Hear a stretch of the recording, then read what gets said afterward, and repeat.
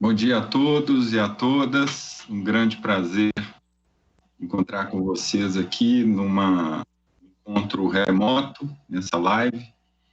Eu queria agradecer o convite da Arquidiocese de Belo Horizonte, dizer da importância dessa semana, semana essa que comemoramos 5 anos da publicação da carta encíclica Laudato Si, do nosso Papa Francisco, que traz no seu contexto o cuidado com a casa comum. Bom, receber uma carta pressupõe lê-la com atenção, observar bem os pontos colocados e buscar uma resposta a essa carta. É nesse contexto que, dentro da complexidade da questão ambiental, envolve certamente as questões econômicas, as questões sociais, culturais, naturais e certamente espirituais. Esse conjunto de dimensões que a gente tenta buscar uma resposta, ou melhor, respostas, a partir da interpretação do que essa importante carta do Papa Francisco nos traz e coloca a sociedade. Nesse sentido, a CNBB e a Arquidiocese de Belo Horizonte, elas trazem uma programação vasta para essa semana, agora os 5 anos da carta encíclica, e uma das atividades, além dessa vasta programação, importante observar no site da Arquidiocese de Belo Horizonte e também no site da CNBB, algumas lives que tratam do assunto da carta encíclica Cuidado com a Casa Comum. Hoje a gente tem essa grande oportunidade de buscar entender, dialogar, refletir sobre os sítios sagrados da natureza. Talvez o tema ele seja bastante um elemento síntese daquilo que a gente está falando entre cuidado, memória, conservação, entrega, né, a guarda desse patrimônio e certamente a gente poder transferir, né, com muita responsabilidade, e isso também é trazido pela carta encíclica, essa questão transgeracional. O que fazemos hoje, o nosso compromisso com as próximas gerações. E falar um pouquinho das próximas gerações é buscar nas gerações passadas, nos antepassados, né, nos seus estados mais originais, esses lugares, né, o lugar como uma paisagem cultural, além da paisagem física, que remete a esse cuidado histórico e ancestral.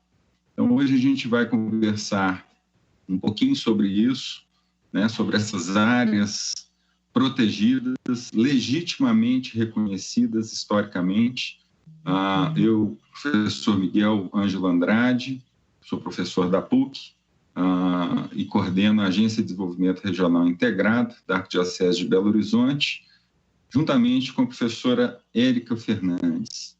A professora Érica é uma grande especialista no tema, vai trazer coisas bastante atuais, né, no compromisso nosso, inclusive, de trazer, parece que algo novo, mas nem tanto, se a gente está falando de sítios sagrados bastante antigos, mas num contexto para a sociedade, como a gente pode promover a guarda desse patrimônio de todos, no sentido de valorizar a sua memória a partir do uso histórico dessas áreas, do uso e da conservação. Nós estamos fazendo alguns técnicos nos acompanhando, nos ajudando. Em breve, a professora Érica também vai estar aqui conosco. Antes disso, enquanto a gente faz esses ajustes, eu peço desculpas a todos e a todas, é importante dizer que hoje, Dia Mundial da Biodiversidade, a gente tem essa live muito simbólica sobre vários aspectos, sobre o aspecto desta resposta a uma carta, né?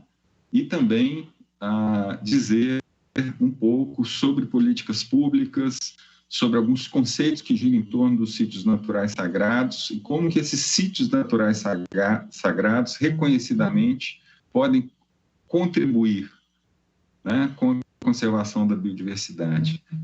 Tem contribuído, né? A gente tem hoje, dentro de várias religiões e com destaque para a Igreja Católica, que, né, a gente poderia ficar aqui o dia inteiro falando sobre os sítios naturais sagrados, mas a gente tem nessas instituições a responsabilidade histórica, né, de, além de terem o patrimônio físico em si, a promoção desses lugares, né, com o reforço da questão da sacralidade relacionada à questão da natureza.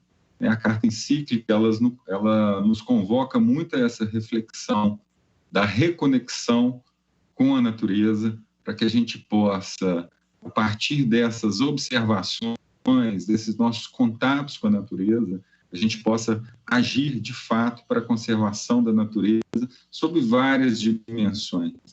Muitas vezes a gente tem a visão dessa separação em que a natureza está lá, né, e o ser humano aqui. Não, pensando um pouco na ecologia integral, né, a gente tem a natureza como uma única casa, essa casa comum, né? E a gente tem outras teorias, como a teoria de Gaia, de James Lovelock, pensando o planeta como um único organismo vivo, né, dinâmico, resistente, resiliente, por um lado, né, mas às vezes pode ficar doente por outro. Então, a partir dessa reflexão da carta encíclica, nesses 5 anos, são 5 anos, né, que a gente comemora nessa semana, que a gente recebe uma carta do nosso líder, Papa Francisco. A própria escolha dele, né, como São Francisco como a sua referência maior, né, já traduz essa preocupação para as questões ambientais. Importante a gente dizer que a questão ambiental ela não se resume, obviamente, às questões da natureza, né? E muito para além disso, assumir essas outras dimensões, esses outros propósitos de integrar compõe a questão ambiental. E aí a gente traz dentro dessa complexidade, e a complexidade, em momento algum, eu quero dizer que é algo que seja difícil, mas complexo, como um sistema, né, que se traduz essa natureza, a gente entender todas essas dimensões de forma integrada, porque não há como a gente solucionar problemas complexos, né, visão desse sistema como um todo. E queria dar boas-vindas à doutora Érica Fernandes, que está aqui já. E dentro dessa perspectiva, dessa complexidade, deste compromisso, dizer, reforçar, né, que a carta encíclica, além da reflexão que é de se esperar, né, da Igreja Católica, com suas bases, ela também está alicerçada numa base científica, né? Então, não é fácil, muitas vezes, a gente trazer, né, essa união entre ciência, entre espiritualidade, em conhecimento tradicional, em conhecimento ancestral, para que a gente possa, juntos, como uma resposta a essa carta, promover espaços originários, né, de uso histórico da sociedade. E nessa perspectiva, para mim é uma honra muito grande estar aqui com a professora e a doutora Érica, uma grande especialista no tema, né? E certamente eu imagino que a sua escolha por um tema tão diferente, digamos, né? Apesar de óbvio, né? Eu eu tive um professor, ele falava: o óbvio tem estranha particularidade de ser imperceptível. E, nesse sentido, eu queria fazer uma pergunta assim, para a Érica. O que motivou, Érica? Conta um pouco para a gente da sua história, da sua trajetória, em tentar, na sua grande contribuição da sua tese, dos seus estudos e da sua prática, né, trazer para a gente, de forma muito iluminada, a discussão sobre os sítios sagrados da natureza. Então, bem-vinda, né? Um prazer estar aí com você. Bom dia, Miguel. Tá me ouvindo? Como é que está o áudio? Perfeitamente. Que bom. Então, que bom que deu certo. É uma satisfação também estar aqui com você e com quem está assistindo aí, né, nessa manhã. Muito obrigada pelo convite. E vou direto ao ponto aí, né, porque eu demorei um pouquinho para conseguir entrar na live. Então, você perguntou como que começou o meu interesse, né, e meu envolvimento com os sítios sagrados. Eu trabalhava já na área ambiental há muitos anos, há mais de 15 anos formalmente, né, e há muito tempo informalmente também. E sempre lidei com a questão dos direitos dos povos e comunidades tradicionais, dessa relação entre conhecimento tradicional e natureza, né? E eu tive uma vivência no Monte Roraima, junto com os índios Ingaricó, onde eles estavam demandando um reconhecimento das montanhas que existem naquela região e do Monte Roraima em particular como territórios sagrados, né? E pediram o meu auxílio para fazer um mapeamento, um registro desses lugares sagrados.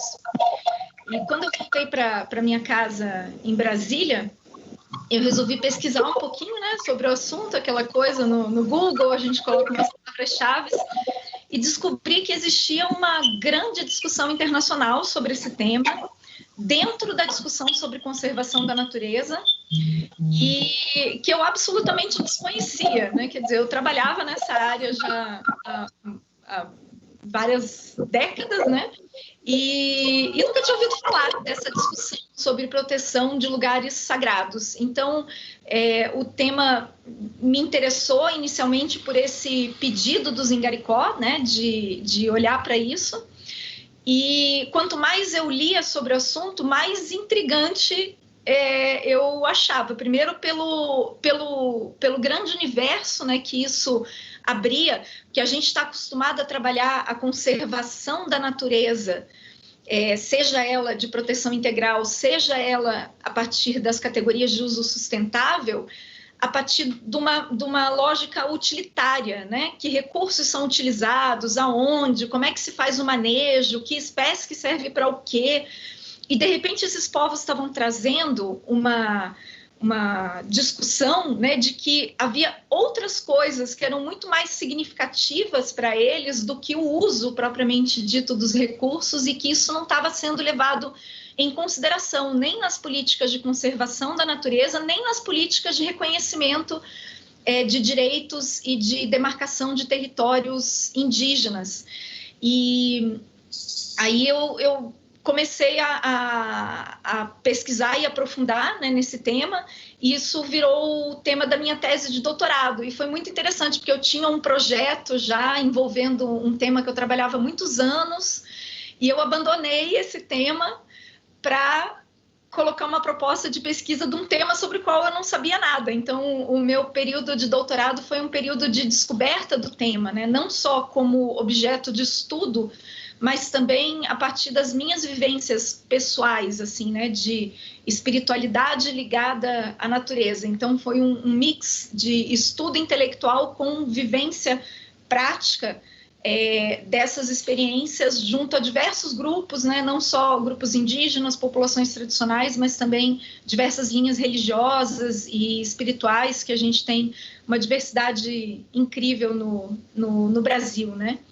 E os sítios sagrados, eles estão presentes em todas as regiões, né? Onde a gente procurar, a gente encontra lugares de natureza que são referência para a identidade, para a cultura, para a história. Ele envolve um conjunto bastante heterogêneo de situações e de possibilidades, e como que algo que é tão importante para um conjunto bastante significativo de pessoas podia estar invisível em termos de políticas públicas, né, e de reconhecimento, até mesmo da academia, né, de trabalhar com isso. A gente tinha, na época que eu comecei a estudar, muitos estudos envolvendo santuários católicos, mas poucos estudos envolvendo outras religiosidades e outras dimensões da questão da sacralidade da natureza, para além da questão do patrimônio material, né, e dessa relação com a religião mais direta.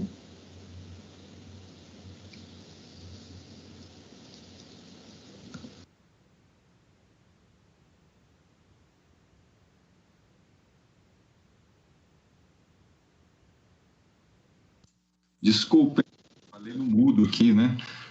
Reforçando aqui que é possível a participação de vocês a partir do WhatsApp disponibilizado aí. A gente tem recebido já várias mensagens e aqui agradecemos. Importante, Érica, eu acho que também a gente repensar o processo de criação de áreas protegidas numa perspectiva dos sítios naturais sagrados. Talvez muito mais do que a gente usar a palavra criar áreas protegidas, talvez o tema, uma palavra que possa vir de forma transversal, é reconhecer. Muito mais do que criar, é reconhecer. Primeiro, porque essa natureza já está criada, não é mesmo? E segundo, porque o reconhecimento ele parte de um princípio, de uma escuta, né? E de uma valorização de todo um processo histórico de ocupação e uso de território. E quando a gente fala território, esse empoderamento da sociedade, do uso, né, desses territórios. A gente tem vários lugares que são guardados, de fato, estão ainda conservados, graças a essa legitimidade do uso histórico, do compromisso desses povos que já fazem o uso e fortalecem a sua memória, né, a partir do cuidado com as próximas gerações, com os lugares, né, e dos lugares. Esse reconhecimento, eu me preocupo muito, muitas vezes, às vezes se cria uma dicotomia, né, entre criar e reconhecer. Obviamente que, sobretudo hoje, no estado que a gente está, da necessidade de ter mais respostas práticas, né, das políticas públicas, sejam elas nacionais e dos acordos internacionais, de se ter medidas muito mais fortes. Mas a pergunta, às vezes, é em que medida a gente está fazendo isso conciliado com esses povos tradicionais, esses espaços, né, que são os sítios naturais sagrados. Eles são assim chamados em função das pessoas que ali historicamente habitam, né, ou habitavam, e muitas vezes o processo de escuta ele não é tão bem entendido, ou a velocidade mesmo dialógica, né, de se fazer a partir dessa memória, dessa percepção dos povos que ali estão, reconhecendo esses sítios sagrados, se fortalecer o status de conservação dessas áreas, né? Eu estava falando um pouquinho antes de você chegar desse nosso compromisso transgeracional que a Carta Encíclica traz, dessa responsabilidade, né, daquilo que a gente vai deixar para as próximas gerações a partir das nossas ações de hoje. Mas interessante que quando a gente pensa de uma forma transgeracional para as próximas gerações, os sítios naturais sagrados eles convocam uma necessidade de reconhecer o passado, não é mesmo? Todo o simbolismo desses lugares com as pessoas e com as suas diversas percepções para manutenção dessa proposta de transgeração, né? a gente fala muito olha, o nosso compromisso com cuidado, com pensar localmente, agir globalmente, né? Essa expressão vinda da ECO 92, e daqui para frente, os sítios sagrados, né, numa perspectiva um pouco mais ampla, é buscar nesse passado, para a gente entender o que estamos fazendo, o que devemos fazer, nessa perspectiva também de escuta, para as próximas gerações. Isso é muito interessante, porque a gente parte do princípio que as coisas não são ou serão, né?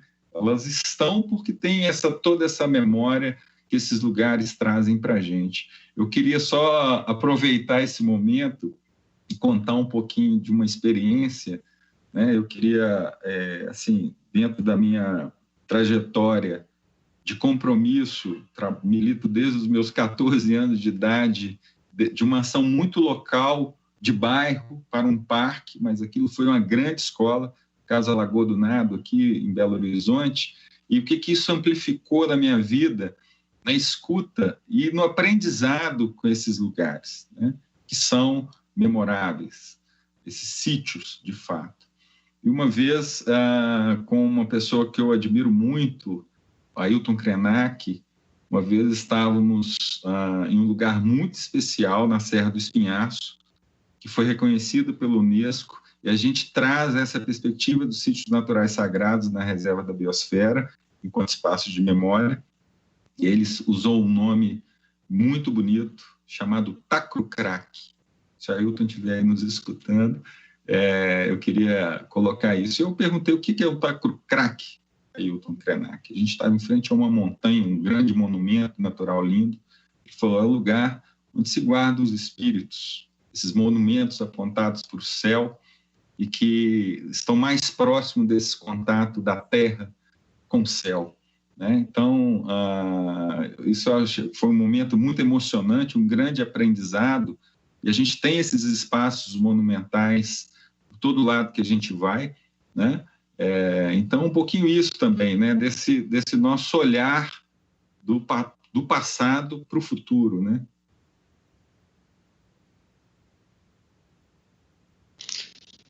Então, Miguel, vou pegar uns ganchos aí da sua fala, né? Começando pela essa questão da criação, né, de áreas protegidas. Uma coisa muito interessante desse debate sobre os sítios sagrados é que se reconhece que esses elementos espirituais, os significados simbólicos da paisagem, são a forma mais antiga de proteção de áreas, né? Diversas áreas na história da humanidade foram mantidas sem ocupação e sem uso por razão da sacralidade que elas representavam dentro de determinadas culturas, seja por serem consideradas moradas de divindade, território dos ancestrais, né, para onde vão as almas dos ancestrais, por estarem relacionados com os mitos de criação dos povos indígenas, com a história da origem de determinadas religiões também. Então, esses elementos sagrados são a motivação mais primária para a conservação da natureza que se tem na história da humanidade. E quando o sistema moderno de áreas protegidas começa a ser implementado, ele, em grande parte, desconsidera esses valores culturais, né? Então, a gente tem diversos parques que foram criados no mundo todo, que são territórios sagrados de povos tradicionais, e que durante muitos anos, muitas décadas, esses valores não foram reconhecidos, esses significados não foram reconhecidos. E a nossa forma de proteger a natureza, ela se construiu a partir de critérios técnicos científicos, né, e de uma linguagem que fala de biomas, de espécies, de poluição, de serviços ecossistêmicos, que é um discurso importante, mas que ele não tem o poder de sensibilizar as pessoas para apoiar a causa ambiental, porque ele não conecta com os sentimentos, né? E esses valores culturais que os territórios eles têm alma, eles têm história, eles têm significado, né? E quando isso não está incorporado nas estratégias de conservação, cria uma divisão, né? E a maior fragilidade que a gente tem hoje, né, na questão da proteção ambiental é o apoio da sociedade. Então, trazer esses valores, esses significados à tona, respeitá-los, reconhecê-los, valorizá-los e promovê-los é uma forma também não só de reconhecer o direito dessas culturas de existirem por si só, né, mas também uma estratégia para aproximar a sociedade da conservação da natureza. E ter a sociedade efetivamente como uma aliada na conservação e não como uma inimiga, né? Muito dos esforços de gestão das áreas protegidas hoje ainda está na questão do comando e controle, né? Na fiscalização, que são estratégias importantes que têm que existir, mas elas são insuficientes para a gente transformar essas áreas no que elas realmente devem ser, né? E para elas serem apropriadas pela sociedade com os seus reais significados, assim. Então, existe uma questão histórica, assim, de relação entre áreas protegidas, especialmente parques e sítios sagrados.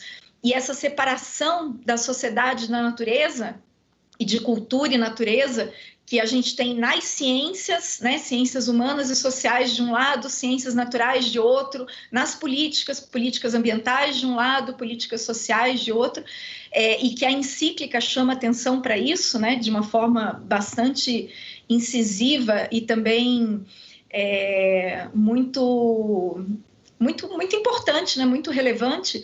Ela está no cerne da nossa problemática da crise ambiental e também ao cerne da solução para a gente conseguir achar uma saída para essa crise, né? E quando você coloca a questão da transgeracionalidade, né, nossos instrumentos de políticas públicas, eles falam muito, né? Até a nossa Constituição Federal fala da importância da natureza, né, de proteger o meio ambiente em função das futuras gerações. E os sítios sagrados, eles nos despertam para a gente pensar não só no tipo de mundo que a gente quer deixar para os nossos filhos, mas também no tipo de filhos que a gente quer deixar para o nosso mundo, né? Pessoas dotadas de que tipos de valores? Né? A natureza passou a ser um instrumento de dominação, uma fonte de recursos, ela foi dessacralizada, foi desumanizada e existe esse movimento, então, como você falou, é o de volta para o futuro, da gente resgatar essa sabedoria ancestral, né? Onde a natureza é sagrada, é uma dádiva, né? do Criador, e o ser humano tem o papel de ser o seu guardião, né? Não para a gente voltar a um passado idílico, mas para a gente construir, a partir dessa sabedoria, um novo futuro. A gente tem hoje, deixar claro aí para o nosso público e agradecer, a gente está recebendo várias mensagens, eu estou aqui enviando para a Érica, e a Érica, depois, se quiser, tem mensagens para você aí no seu WhatsApp. Queria agradecer muito, assim, muitas mensagens. É um tema bastante caro, né, desse resgate e dessa pactuação, digamos, né, do ser humano com as áreas naturais, em especial esses sítios sagrados. Nós temos várias iniciativas de várias instituições religiosas, inclusive. Eu acho interessante a gente tocar nesse ponto, porque às vezes a sociedade desconhece o quanto o patrimônio, a exemplo da Igreja Católica, com áreas naturais, né, hoje é uma realidade muito forte. Vejo que a encíclica papal, ela ecoa também nas formas de planejamento das instituições religiosas, no sentido de assumir ainda mais, e mais do que assumir, colocar para a sociedade os seus planejamentos no que diz respeito à contribuição com a conservação da natureza, né? Isso sem falar outros aspectos, como educação patrimonial, a própria educação ambiental, né, que eu vejo muitas ações em escolas católicas, vou dizer de onde eu participo, né, com projetos de educação ambiental, o contato com a natureza, né, ter o meio ambiente no seu contexto programático, pedagógico, enfim, mas mais do que isso, essa responsabilidade, e aí ela é física, ela é tangível, né? A gente consegue ir lá, sentir o cheiro, encostar, vivenciar esses espaços que, no caso, por exemplo, a Igreja Católica traz enquanto patrimônio. Estão muito bem conservados, né? Com vários riscos, certamente, assim como todas as áreas protegidas, né? Eu percebo que, às vezes, quando a gente faz cerca, né? Isso é muito comum, ou cria uma área protegida, a gente está protegendo aquele espaço do espaço de fora, né? E é interessante a gente refletir, né? Quando a gente tem que se cercar desses impactos e danos sobre esses remanescentes, né, de memória, no caso dos sítios sagrados. Eu queria dar alguns exemplos. Por exemplo, a Reserva Particular do Patrimônio Natural do Caraça, né, um espaço lindo, várias grutas de peregrinação, e certamente eu não poderia deixar de falar, né, e sobretudo nesse momento da Serra da Piedade, simbolicamente esse ano jubilar, né, estamos comemorando 60 anos da padroeira do estado de Minas Gerais, Nossa Senhora da Piedade. A gente tem a Serra da Piedade, o Santuário Basílica Serra da Piedade, e seu entorno, juntamente com o Recanto Monsenhor Domingos, áreas extremamente preservadas, com uma peregrinação intensa, e o compromisso aumenta no processo além da inclusão e do processo educativo em si, com esse público, né? Mas a responsabilidade da guarda desse espaço, porque é um espaço de referência. Você imagina que 253 anos de uso desse local, da Serra da Piedade, por exemplo, né? A gente tem nesse simbolismo de um sítio natural sagrado. Só um parênteses, viu, gente? Eu conheci a Érica num congresso e ela estava fazendo uma palestra linda e apareceu a foto da Serra da Piedade como um dos exemplos utilizados na palestra, né? E, logicamente, eu fui lá provocá-la, não só pelo tempo, mas pelo que ela apresentou. E de forma muito bacana, a gente, a partir daí, criou uma relação muito, muito importante. Então, a Serra da Piedade é um dos exemplos, né? Eu poderia falar aqui de vários. Os monumentos naturais, né? E muitos deles sob a guarda da Igreja Católica, inclusive, né? Mudando um pouquinho para além dos povos tradicionais, importantíssimos, como a Érica já mencionou, mas essa responsabilidade nossa, né, de resposta a uma carta. Eu estou sempre falando isso, porque eu leio a carta encíclica, eu falo assim, o Papa me mandou uma carta, nossa, que importante, que resposta, né? Então, a gente tem um investimento muito grande com cuidado desses espaços, né? São territórios enormes, são áreas que muitas vezes não são reconhecidas na sua importância como essa prestadora desses serviços ambientais, e certamente, e mais do que isso, a garantia desse patrimônio material, e que carrega o patrimônio imaterial, né, dentro da sua história, para os seus usuários. Isso é muito importante a gente reconhecer. Estava falando com a Érica esses dias, né? Ela trouxe números interessantíssimos, eu gostaria de ouvi-la, inclusive, sobre isso, sobre a responsabilidade e o tamanho desse patrimônio da igreja, por exemplo, para o sítio sagrado. Então, Miguel, muito, muito legal aí as suas provocações, né? até pouco tempo atrás, dentro do movimento mundial de conservação da natureza, as religiões não participavam desses debates, né? Não eram consideradas, as instituições religiosas não eram considerados parceiros da conservação. E isso gerou uma crítica grande internacionalmente. Aqui no Brasil esse movimento ainda engatinha, né? Mas já temos alguns exemplos positivos, mas faz pelo menos uma década, né, de que se tem reconhecido o papel fundamental que as religiões exercem nessa questão da proteção ambiental, por uma série de motivos. Um desses motivos é o que você colocou agora, né? A questão de diversas instituições religiosas são proprietários, né? São guardiões de espaços territoriais que são santuários, não só santuários pelo seu referencial sagrado, pelo seu patrimônio em termos de monumentos, né? Mas também pelo patrimônio natural que esses lugares eles guardam.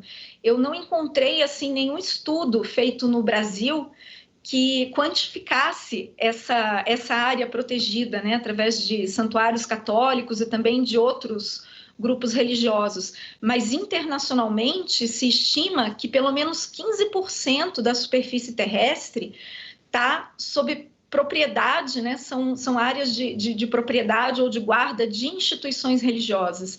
E, em geral, essas áreas são bem conservadas, apesar de que muitas delas têm um uso bastante intensivo, né? Como você falou, as peregrinações, muitas vezes, elas atraem milhares de pessoas, centenas de milhares de pessoas, e isso demanda uma gestão muito particular, né? Porque sempre que você tem um contingente grande de pessoas indo ao mesmo tempo para um determinado lugar, você tem que fazer um manejo adequado disso, né? E essa é uma discussão também bastante ampla, né? Das peregrinações verdes. Existe um movimento internacional pelas peregrinações verdes, que é para diminuir o impacto ambiental causado por essas grandes aglomerações humanas, né? Mas existe um outro aspecto fundamental pelo qual as religiões são tão importantes como parceiras da conservação, que é a possibilidade que tem de mobilizar um contingente enorme de população, né? Assim, pelo menos 90% da população do Brasil está vinculada a alguma religião, né? Isso são dados do censo. E não é diferente no resto do mundo, né? As estimativas são pelo menos 80% da população mundial se vincula a uma das grandes linhas de tradições religiosas. E as religiões, elas têm esse poder de influenciar nos valores, de influenciar nos comportamentos, de influenciar nas referências, de mobilizar as pessoas para a sua responsabilidade social. E acho que a encíclica, né, fez isso de uma forma magistral. Como você falou, é uma carta direcionada a todos nós, né? Ela não é uma carta direcionada aos católicos, não é uma carta direcionada aos cristãos, é uma carta direcionada à humanidade. E internacionalmente a gente tem visto, né, movimentos de aliança entre as religiões. Então, além desse posicionamento de grandes líderes religiosos diante de questões ambientais, como as mudanças climáticas, está acontecendo, ele está acontecendo dentro de um espaço de diálogo interreligioso, que é uma coisa extremamente importante, né? Porque, historicamente, também a gente teve muitos problemas relacionados com as religiões se colocarem como adversárias, né? Então, esse movimento que o Papa Francisco conclama a partir da encíclica, ele ultrapassa a questão da doutrina religiosa a que as pessoas se vinculam, e ele coloca a conservação da natureza como uma virtude, né, como uma virtude moral. E isso é uma coisa incrível, e ele inspirou, né, muitos outros líderes religiosos a se pronunciarem com relação a essa questão ambiental, mostrando efetivamente esse papel primordial das instituições religiosas estarem envolvidas no debate ambiental, e as instituições que hoje coordenam as políticas de conservação ambiental também dialogarem de uma forma mais consistente com esses setores, né, criando parcerias concretas. E acho que a Serra da Piedade é um dos exemplos mais emblemáticos que a gente tem nesse sentido, né, de uma instituição religiosa assumir um protagonismo na defesa de um território que tem a sua importância para uma religião específica, mas que tem uma importância para uma população enorme, né? Um símbolo de referência do Estado e um símbolo de referência da história do Brasil, né? Um sítio sagrado indígena também, apesar das populações terem sido dizimadas. E acho que a Serra da Piedade ela é um exemplo pioneiro, inclusive, assim, porque a gente não tem ainda, né, muitos exemplos similares onde a instituição religiosa assume esse protagonismo na defesa do território, conclamando pela conservação dele. E gostaria de pedir que você falasse um pouquinho mais sobre isso e também sobre as ameaças que pairam hoje em dia sobre esse território e a importância disso vir à tona não só no cenário local, mas também num cenário mais amplo, nacional, inclusive no contexto internacional, que acho que tem poucas referências ainda sobre isso, atrelar esse movimento de proteção da Serra da Piedade com esse movimento internacional que tem pelo reconhecimento dos santuários católicos como áreas importantes para a conservação e do papel das instituições religiosas em promover a conservação da natureza também. É um desafio, né? E eu vejo que o momento ele é muito fértil, muito positivo dessa rede, né, interreligiosa, qualquer movimento de fé, né, para além até mesmo das religiões. Eu acho que isso é muito importante. Eu queria, antes de responder diretamente a sua pergunta, a sua provocação, obrigado, Érica, entre as várias mensagens, eu queria falar um pouquinho dessa questão da Serra da Piedade, também numa nova visão que eu imagino que o setor governamental deva assumir, considerando essa diversidade cultural, né, que é transversal a esses sítios naturais sagrados. No seu processo de gestão, estou aqui com uma mensagem do amigo André Portugal Santana. E por que eu estou lendo essa mensagem? Porque ele é o gestor do Monumento Natural Estadual da Serra da Piedade e vem contribuindo com o processo de gestão a partir de uma escuta. Isso é muito importante, sobretudo em monumento natural, que a gente tem várias propriedades de particulares, inclusive da própria mitra arquidiocesana, né, enquanto guardiã e proprietária de parte desse monumento natural, no caso do Santuário Basílica Nossa Senhora da Piedade. Ele fala que é importante, né, um pouquinho, tentar traduzir um pouco, importante sair dessa medida apenas de comando e controle e respeitar e entender essa diversidade religiosa e do uso já histórico dos lugares, considerando essa memória, né, e esse uso no próprio manejo dessas unidades de conservação, né? Ele está citando aqui o Parque Estadual Parque Estadual Serra Verde, né, assim como outras UCs. Alguns locais são sagrados para algumas religiões, como o Monte, né? Algumas áreas para religiões afro, desculpem. Né? Ele fala, ao invés de somente fiscalizar e impedir, estamos tentando ordenar o uso, ou seja, valorizar esse uso histórico, né? Isso, ele fala que na Serra da Piedade nem se fala. Pois e por incrível que pareça, na Serra da Piedade, com todo isso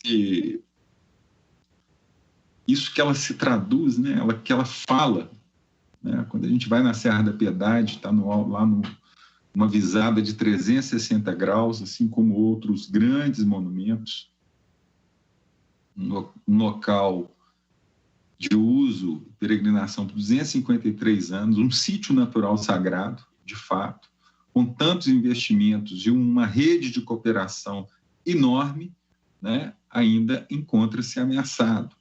Né? No caso, lá tem uma mineração que faz cerca. A cerca do santuário está pendurada, né, sobre uma área degradada da mineração. Né? E com pouco diálogo com pouco propósito de se fazer uma gestão com base nesse reconhecimento, né, histórico do que representa a Serra da Piedade, né, entre outras questões. Mas eu acho que a nossa força, pela nossa responsabilidade de garantir, né, a preservação desse local fisicamente e também pela sua memória, nos dá ainda mais força, e é uma convocação mesmo, dessa nossa responsabilidade coletiva e cooperativa. Eu falei aqui do Instituto Estadual de Florestas, uma gestão compartilhada, né, para a Serra da Piedade como monumento natural, vai muito em função do perfil dos gestores, né, e do humor, né, muitas vezes do setor governamental também. E isso eu vejo que tem que ter uma via de mão dupla, né, de se assumir propósitos de gestão que considerem. Eu vou dar um exemplo: a gente acabou de finalizar um plano de manejo, né, numa cooperação com o IF, do Monumento Natural Estadual da Serra da Piedade, 5 dias de oficina, né, com um grupo de 25 instituições lá na Serra da Piedade.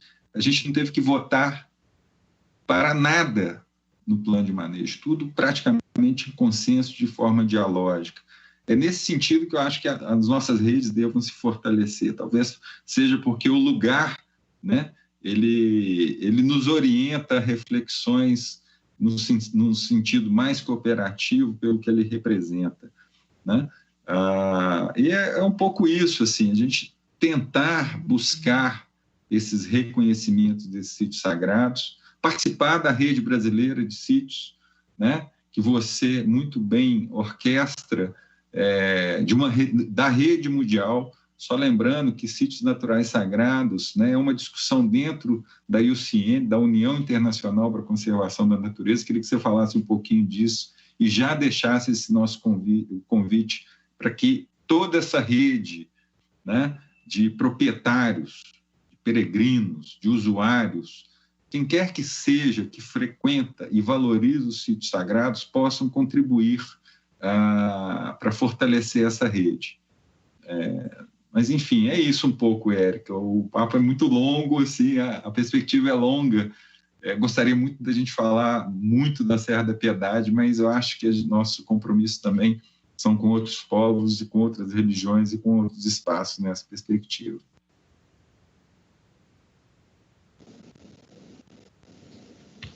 Então, Miguel, vou pegar o gancho aí falando dessa questão, né, das áreas protegidas, das unidades de conservação no Brasil. Nesse estudo que eu fiz, né, eu parti assim, de identificar a discussão internacional que existia sobre o tema, né, uma discussão que já vai fazer 3 décadas, praticamente, diversos países envolvidos, diversas instituições mobilizadas, informações, considerando que existem sítios sagrados em todos os países, todos os continentes, todas as culturas dentro dos seus referenciais reconhecem algo parecido com isso, porque sítios sagrados também é um rótulo, né? Um rótulo artificial criado por pesquisadores para nomear um conjunto bastante heterogêneo de situações que, como você citou no exemplo do Ailton Krenak, cada povo tem a sua forma de reconhecer esses lugares, de nomear esses lugares, e muitas vezes é difícil até caracterizá-los dentro do nosso formato, né, ocidental, porque para esses povos não existe separação entre natureza e cultura, não existe separação entre o mundo material e o mundo imaterial. Eu participei de uma discussão internacional sobre patrimônio intangível, onde uma indígena do Equador levantou e falou assim: patrimônio intangível? Intangível para quem, cara pálida? Assim, tipo, é intangível para vocês, que não conseguem se conectar com a história, porque para a gente, esse patrimônio que vocês estão falando é parte da nossa vida, é parte do nosso dia a dia, a gente está o tempo todo em contato com ele. Não é uma coisa que está num outro plano, ela está nesse mesmo plano que a gente está, né? Então, todas as nossas tentativas de fazer categorizações, elas são artificiais para uma coisa que para esses povos está totalmente integrada. E daí vem a nossa dificuldade dentro da conservação ambiental, que fragmenta a realidade, né, e que olha a partir de um único prisma, de dialogar com essas visões de mundo diferentes. E aí está o desafio, né? Então, é muito importante as pessoas que se colocam como intermediários entre esses dois mundos, né? Que é mais ou menos o que eu me considero e o que eu considero pessoas como você também, né? Que se dispõem a conhecer um lado, conhecer o outro lado, para poder fazer uma ponte de diálogo, né? Porque esse diálogo, ele só existe quando a gente se permite conhecer o lugar do outro, né? O diálogo não existe quando cada um se mantém dentro do seu quadrado e da sua trincheira. E como você comentou, existem iniciativas muito interessantes acontecendo, mas elas ainda ficam sujeitas à percepção pessoal do gestor e ao humor dos órgãos públicos em determinados momentos. Adorei essa do humor dos órgãos públicos. E acho que esse é justamente o ponto que a gente tem que atuar, né? É de construir políticas com relação a isso, para que essas questões sejam realmente diretrizes de gestão das áreas protegidas. Isso não pode ser uma escolha pessoal de determinadas pessoas porque são mais sensíveis à causa. Isso tem que ser uma diretriz política. E acho que essas experiências pioneiras e emblemáticas, como o caso da Serra da Piedade, como você comentou, essa questão da construção do plano de manejo, eles têm uma importância muito grande, não só pelo resultado que gera para uma ação local, mas por se transformarem em elementos de referência para inspirar outros casos, assim. Então, documentar, registrar, valorizar e divulgar essas experiências é muito importante para que eles sejam referência para outros casos. E internacionalmente, como você perguntou, é muito legal assim, o fato de que a discussão sobre o sítio sagrado surgiu no âmbito do debate internacional de proteção da natureza e não no debate sobre patrimônio, porque ele veio à tona de forma mais expressiva num Congresso Mundial de Parques, que foi o primeiro Congresso Mundial de Parques que teve participação de povos indígenas, que aconteceu em 2003, na África do Sul. Esse foi o primeiro congresso de centenas de anos, né, de uma centena de eventos, que teve participação de povos indígenas para dialogar sobre conservação da natureza. E ao contrário do que se esperava, que esses povos iam defender seus territórios de uso, a grande bandeira que eles trouxeram para o evento foi a defesa dos seus territórios simbólicos, dos seus territórios de referência identitária, numa oposição ao turismo praticado nas áreas protegidas, que muitas vezes dessacraliza, não considera que essas áreas não podem ser profanadas, que para acessar determinados lugares do território a pessoa tem que passar por ritos de purificação. Alguns sítios sagrados, eles só podem ser acessados por pessoas que são iniciadas dentro das tradições, não podem ser fotografados, não podem ser banalizados. Então, o grande mote da entrada desse tema na discussão internacional foi proteger os sítios sagrados dentro de áreas protegidas do turismo que é praticado dentro das áreas protegidas. E, a partir disso, daí essa discussão ela se desdobrou para vários outros locos, né, também. Então, hoje tem uma discussão importante na Unesco, né, que é responsável pelo reconhecimento do patrimônio cultural, material e imaterial e também patrimônio natural, né? Dentro da Convenção da Diversidade Biológica, inclusive, a gente tem tratados e documentos, convenções, tratados, acordos, declarações que tratam desse tema, que o Brasil é signatário desses tratados. Eles falam dessa questão da proteção de lugares sagrados e a gente não tem nem tradução para o português de algumas dessas declarações, né? Então, a gente precisa se apropriar desse instrumental internacional que tem sido utilizado para defender esses territórios e trazer isso para as nossas políticas públicas, porque o nosso país já é signatário desses tratados, mas a gente tem que conhecê-los e se apropriar deles para trazer eles para a discussão. E existe um movimento muito interessante de aliança das religiões pela conservação, que a sigla é ARC, né?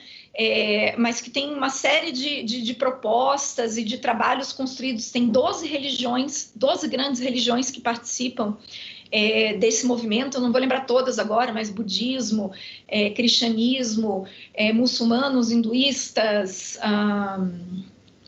judeus, assim, várias religiões grandes, né, no mundo participam dessa aliança e têm promovido uma série de discussões no sentido de incorporar essa questão da conservação da natureza nas suas políticas, nos seus programas. Isso tem tido resultados bastante expressivos em vários países do mundo. Então, fica o convite, né, para todos, né, que estão assistindo aqui, para a gente conhecer melhor esses instrumentos internacionais e também se aliar a esses movimentos que já estão promovendo essas articulações. Érica, nós estamos quase caminhando para o fim aqui. Nossa, quanta pergunta bacana.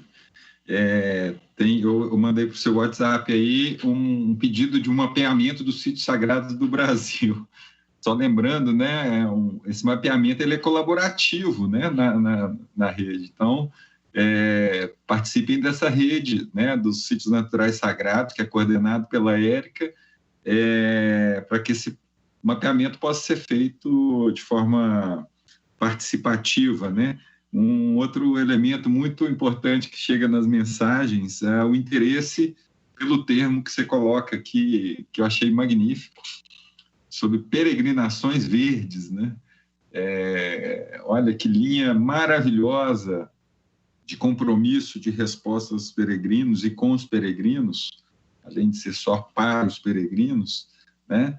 Dessa ação ativa dessas peregrinações verdes, né? Tanto dentro dos santuários, mas também como rotas e travessias, itinerários desses peregrinos, né? Pensando muito na questão ambiental. Isso também é magnífico. Tá aí a dica, né? Quem sabe a gente não pensa em um programa de peregrinação verde. Tá aí uma proposta extremamente inovadora. E nessa aliança, né, a gente começar por agora, unir as nossas forças, os pensamentos, né, porque todos convergem para o mesmo fim, né, que é a proteção, que é o bem, que é a guarda desses patrimônios. A gente falou aqui da Igreja Católica, mas certamente não se resume, longe disso, a essa responsabilidade apenas uma religião. Isso é compromisso de todos. Eu acho que a Érica falou muito bem quando a carta encíclica não é direcionada somente aos cristãos. Ela é direcionada para a humanidade, né, para essa reflexão. E isso também volta com uma inovação, né? Traz uma inovação, na verdade, que é essa busca na resolução dos problemas ambientais de uma única forma, de forma cooperativa, com a força da diversidade nesta adversidade, né, em que vivemos. Então, esse termo diversidade na adversidade, eu estou usando a propósito de uma citação da professora Cláudia Jacob, que trabalha com plantas no quadrilátero ferrífero, espaço também extremamente ameaçado e com potencial enorme em termos de conservação dos sítios sagrados.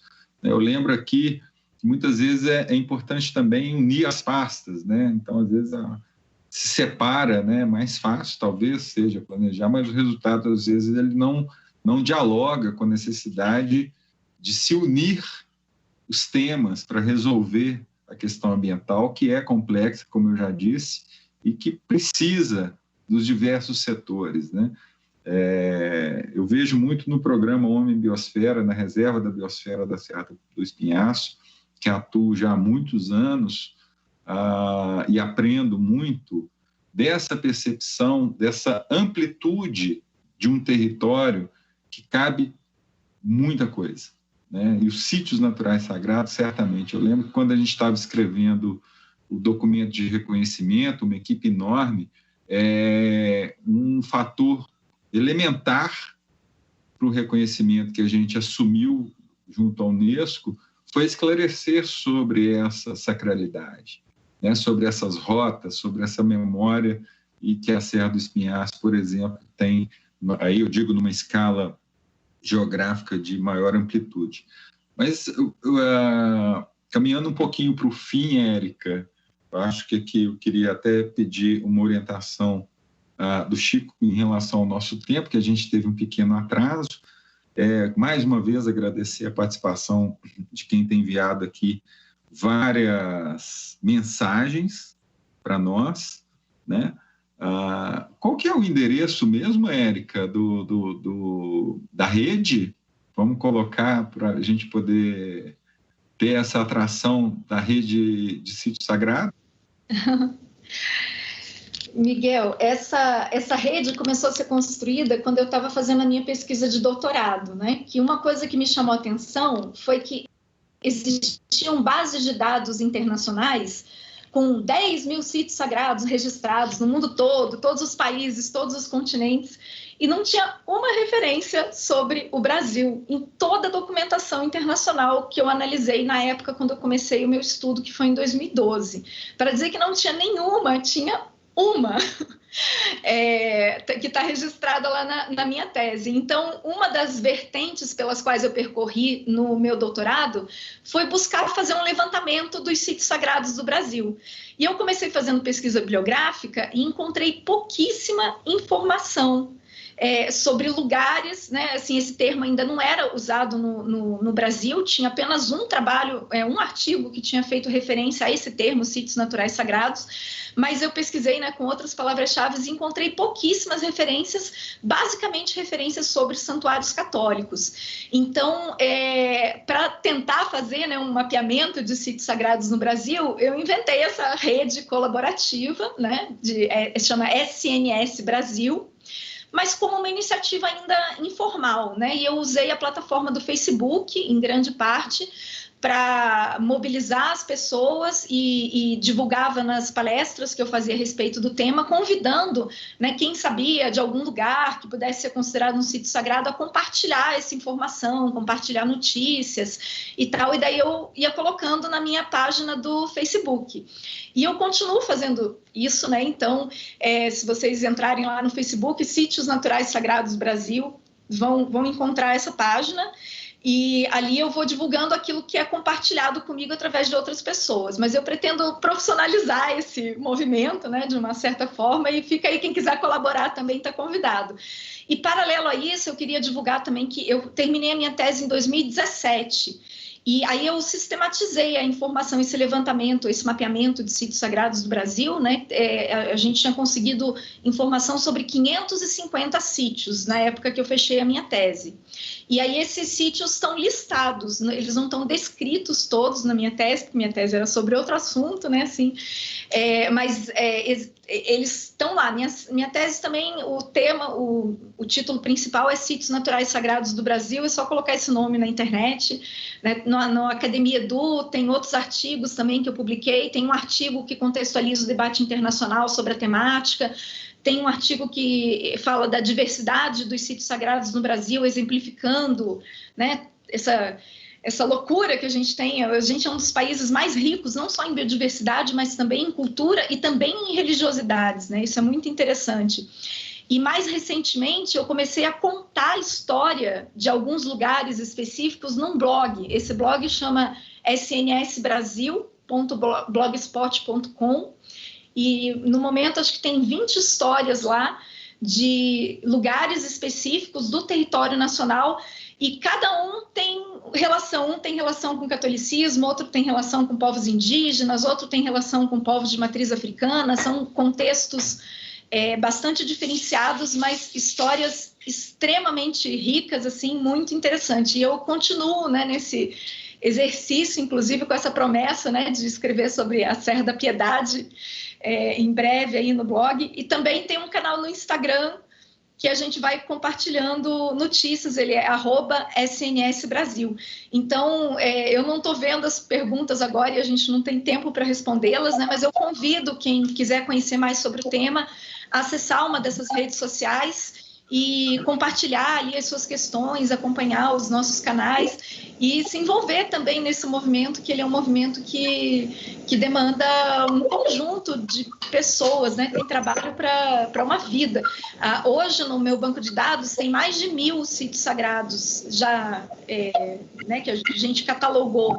E também precisamos dar visibilidade a isso, assim como dar visibilidade às políticas, né? Então, fica esse convite para acessar esses canais, e estou à disposição daí para responder as perguntas e para colaborar, né, com as iniciativas. Na minha atividade profissional da gestão pública, eu trabalho com gestão de áreas protegidas, e a gente está buscando a construção de um programa para integrar valores culturais na gestão das unidades de conservação, né? Então, esse é um programa também que está em andamento, não vou ter muito tempo para falar dele aqui, mas estamos buscando na esfera federal, né, construir diretrizes e propostas institucionais para que isso se firme como uma política de gestão e não como iniciativas pessoais, como você comentou. Érica, que bom, que prazer enorme a gente... Estão me ouvindo? Bom, foi um prazer enorme a gente dividir aqui esse momento, compartilhar com o público, agradecer muito a participação, muitas mensagens, e certamente a gente poder dar continuidade a esse trabalho coletivo e muito bem orquestrado, com destaque por você e outras tantas lideranças nesse tema, né? E pedir a todos, né, recomendar que a gente leia a encíclica papal, pense na forma de respondê-la, né, individualmente e coletivamente, e participarem, então, desse momento comemorativo dos 5 anos da Laudato Si. Um abraço, gente, e muito obrigado. Obrigado, Obrigada, Miguel. Obrigada a todos aí, e até uma próxima oportunidade. Obrigada.